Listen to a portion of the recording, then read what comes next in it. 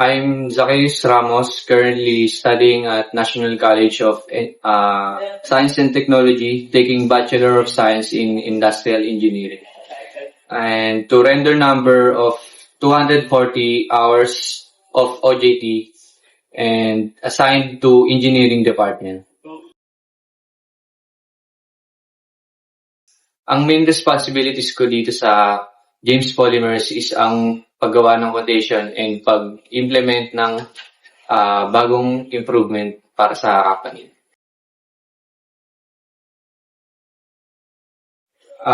During my OJT, mas na-enhance yung analytical and observation skills ko as an IA student. And natuto ako mag-identify ng mga process gaps, especially sa production, sa flow, and sa maintenance concerns. And na-expose din ako sa actual documentation like production reports, defect monitoring, at saka mga basic data analysis. Mas nag-improve din yung communication skills ko kasi kailangan makipag-coordinate sa mga operators, sa supervisors, tsaka sa maintenance team. Hindi lang pala puro computation sa IE. Malaking part din yung pakikipag-usap at pag-intindi sa actual situation sa floor. Ang pinaka-challenging for me is yung pag-observe at pag-suggest ng improvement, especially kapag yung mga workers is sanay na sa ginagawa nila. Medyo mahirap mag-propose ng improvements kasi kapag ang mindset nila is okay na yan, matagal na namin ginagawa yan, ganun, sanay namin yan.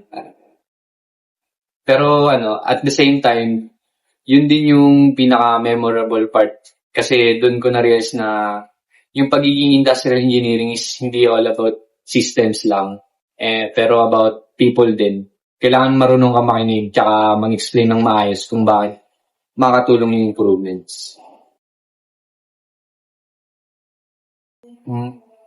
Malaki yung growth ko in terms of confidence. Before, more on theories lang sa classroom. Pero during OJT, nakita ko kung paano siya ina-apply sa real production setting.